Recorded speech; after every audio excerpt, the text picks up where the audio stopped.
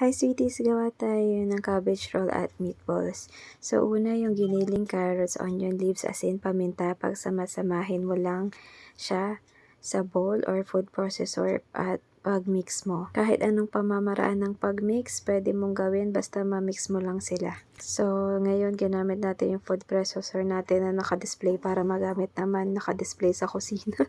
Gamitin mo yan para may silbi, wag pang display lang. So, ayan, i-mix nyo lang siya hanggang sa mag-combine lahat ng inyong ingredients. Ayan, perfect na po yan. Tapos, maglaga lang kayo ng napa cabbage. Saglit lang na laga, mga sweeties.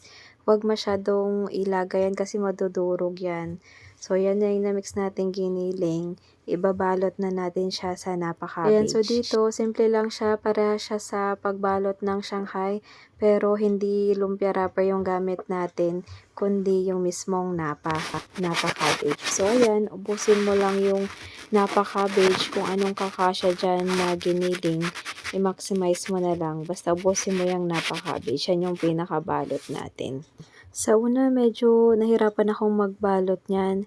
Pero, importante nga na hindi mo pwedeng ma-overcook o ma-undercook yung napa cabbage. Saglit lang din para mas madali mo siyang mabalot, hindi lalabas yung giniling. So, ayan mga ka-sweeties, pag naubos na yung napa cabbage, gawin mong meatballs yung tira.